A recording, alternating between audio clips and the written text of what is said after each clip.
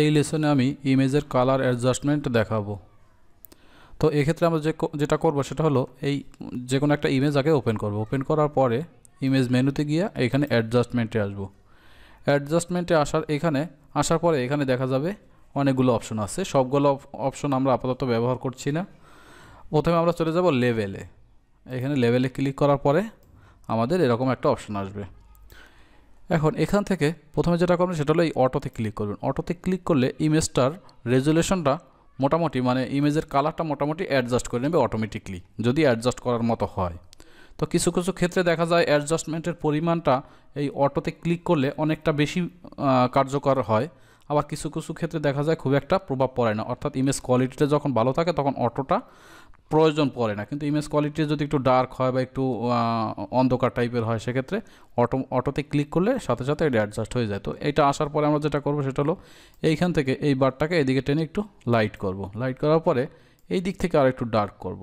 Dark করার পরে মাঝখানেরটাকে আবার বাম দিকে একটু টেনে দেব। তাহলে ইমেজটার কোয়ালিটিটা আগের থেকে লাইট হয়েছে, অর্থাৎ ইমেজের মধ্যে একটা লাইটনেস আসছে। তো এইখান থেকে আমরা ওকেতে ক্লিক করলে এটা হয়ে গেল। এছাড়াও আমরা ব্যবহার করতে পারি কার্ভস। এটা ক্লিক করার পরে এটা থেকেও আমরা ইমেজের কোয়ালিটি পরিবর্তন করতে পারি, অর্থাৎ ইমেজের লাইটনেসটাকে পরিবর্তন করতে পারি আমাদের প্রয়োজন অনুযায়ী। তো এক্ষেত্রে এই দিক থেকে লাইট ডার্ক এই বারগুলোকে ব্যবহার করে আমরা সাধারণত লাইট ডিপ করতে পারি। তো এটাও ছবির রেজুলেশন, ছবির কালার, ছবির লাইটনেসের উপর নির্ভর করে পরিবর্তন করে নেবেন। এরপরে যেটা আছে সেটা হলো হিউ স্যাচুরেশন। তো এইটাই ক্লিক করলে কি হবে, এটা ক্লিক করলে মূলত ছবি বা যে কোনো একটা অংশ বিশেষে কালারকে পরিবর্তন করার জন্য এটা ব্যবহার করা হয়। তো এটা ব্যবহার করার ক্ষেত্রে আমরা পুরো ইমেজে যদি আমি ওইটা ব্যবহার করি সেক্ষেত্রে একটা সমস্যা আছে যে ছবির যে ন্যাচারাল যে মানুষের ফেস বা শরীরের যে ন্যাচারাল যে কালারটা এটা নষ্ট হয়ে যাবে। আমরা এই স্যাচুরেশনটা যে কোনো একটা ড্রেস অথবা যে কোনো অবজেক্টে ব্যবহার করতে পারি, কিন্তু ন্যাচারাল অংশের উপরে যদি ব্যবহার করি সেক্ষেত্রে ন্যাচারাল কালারটাই নষ্ট হয়ে যাবে। তো আমরা এই জন্য এটাকে সিলেক্ট করে নিই। সিলেক্ট করে নিতে গেলে আমরা এই জায়গা থেকে এই কুইক সিলেকশন টুলটাকে ব্যবহার করে আমরা এই টি শার্টটাকে সিলেক্ট করলাম মনে করেন। সিলেক্ট করার পর এবার আমরা চলে যাব অ্যাডজাস্টমেন্ট, তারপরে হিউ স্যাচুরেশন। এরপরে এখানে এসে দেখেন এইটাকে যদি আমি চেঞ্জ করি তাহলে টি শার্টের কালারটা চেঞ্জ হয়ে যাচ্ছে। এই এখন সিলেকশনটা যত ভালো হবে কালারটাও তত সুন্দরভাবে অ্যাডজাস্ট হবে, চেঞ্জ হবে। তো আমি এইখান থেকে এভাবে করে যে কোনো কালারে আমি আমার টি শার্ট বা যে কোনো অংশ পরিবর্তন করতে পারি।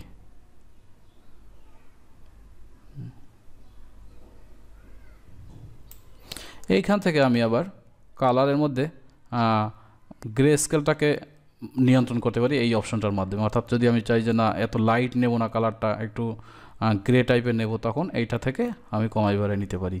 আর টোটাল কালারের উপরে ব্ল্যাক অ্যান্ড হোয়াইট ইফেক্টটাকে ইউজ করবে এই নিচের অপশনটা, এই লাইটনেসটায়। স্যাচুরেশনের একটা কাজ, হিউ একটা কাজ, আর হলো গিয়ে লাইটনেসের আর একটা কাজ। তো এই তিনটা কাজকে আমরা অ্যাডজাস্ট করে একটা ন্যাচারাল কালার দিতে পারি, যেটা হলো গিয়া ইমেজের যে অরিজিনাল কালার সেটা থেকে আলাদা করে আমরা ব্যবহার করতে পারি। ওকেতে ক্লিক করলে এই জায়গাটুকু এই হয়ে গেল। তো এক্ষেত্রে এই কাজটা করার ক্ষেত্রে কিন্তু সিলেকশনটা খুব গুরুত্বপূর্ণ। আমরা ইতিপূর্বে দেখিয়েছি পেন টুলের মাধ্যমে বা অন্য কোনোভাবে এটাকে যত নিখুঁতভাবে সিলেক্ট করা যাবে তত নিখুঁতভাবেই এর কালারটা এখানে অ্যাপ্লাই হবে। তো আমি যদি ডিসিলেক্ট করতে চাই, সিলেক্ট মেনুতে গিয়ে ডিসিলেক্টে ক্লিক করলে সিলেকশনটা চলে যাবে। তাহলে আমি এই জায়গাটাকে সিলেক্ট করলাম, যদিও এইখানে সিলেক্ট না হওয়ার কারণে এই জায়গায় কালারটা কিন্তু সেভাবে অ্যাডজাস্ট হয় না, আগের কালারই থেকে গেছে। তো এই হলো মূলত আমার হিউ স্যাচুরেশনের কাজ।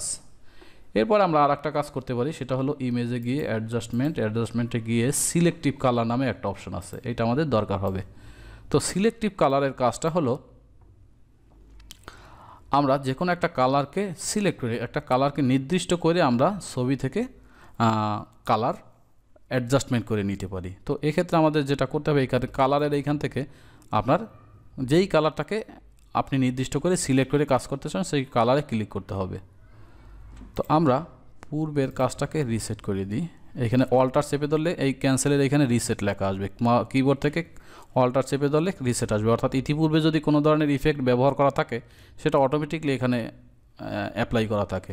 তো আমি চাইলে অল্টার চেপে ধরলে এখানে রিসেট বাটনটা আসবে, রিসেটে ক্লিক করলে এটা রিসেট হয়ে গেল আগের মতো, মানে একদম ডিফল্ট অবস্থা যেভাবে থাকে সেভাবে হয়ে গেল।